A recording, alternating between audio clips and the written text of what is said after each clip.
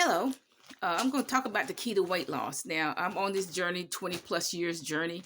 And the reason why this journey has taken me so long is because I never knew how to eat. 99.99% of us don't know how to eat, particularly Americans in the Western world. We don't know how to eat because we got all kinds of food. People say, well, I only ate half of a Ritz cracker, when the truth is you don't need to eat any Ritz cracker. Okay. That's the truth. So I think the key to weight loss, sustainable weight loss and being healthy, because anybody can lose weight. You can lose 30, 40 pounds, even taking some of these chemicals that they advertise, and you can lose 30, 40 pounds quickly. But the key to being losing weight and being healthy, I think, is to eat what your ancestors ate. Your ancestors did not eat macaroni and cheesy broccoli. Your ancestors did not eat Ritz crackers with cream cheese. That's not what your ancestors did not eat Doritos, Cheetos. Did not eat food like that. To your utter disappointments, carrot cake and all the rest.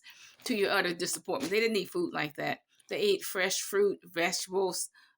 Soups and stews are permissible because stew is in the Bible. So soup or stews are biblical food. What is soup or stew? It's just cooked vegetables with a little bit of meat and water, okay, to make some type of sauce. So soups and stews are permissible. Um, our African, I'm talking about 500 years back. I'm not talking about eating the food that your ancestors from 2 or 3 generations back ate. I'm talking about thousands of years. I'm talking about 3,000 years ago, eating the food, millet, sorghum, etc. And guess what? They eat that and they still the same size they were 3,000 years ago. Now, the Africans that are obese and gross, they're eating all this Western food. They're eating all the cakes, cookies, pies, fried food, and pizza and things like that. Um, and Indians, for example, they eat the same thing they ate 3,000 years ago. So what? They're the same size they were 3,000 years ago, which is slim. And they can have 8 to 10 children. They're still slim. What are they eating? Coriander. They eating curry leaves. Uh, they eat all those fruits that grow on trees, like durian fruit, or that huge fruit, sour, whatever. They eat all the fruits that grow on trees. They eat potatoes and things like that. And guess what? They are the same size they were 3,000 years ago. The Indians that are kind of unhealthy and fat, they're eating a lot of Western foods, chicken cooked with cornflakes and whatnot. They're eating like that, okay? Um, and the Africans that are getting prostate cancer and whatnot, they're eating Western foods.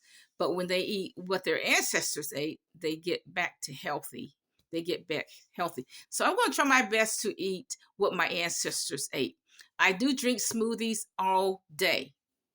But see, I'm just saying, to me, a fruit smoothie is just fruit, vegetables, raw fruit, vegetables, and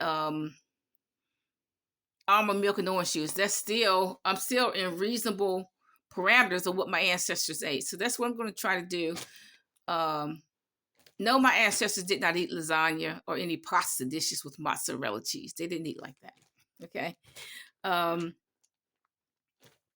so that's what I'm encouraging you to do, to eat what your ancestors eat.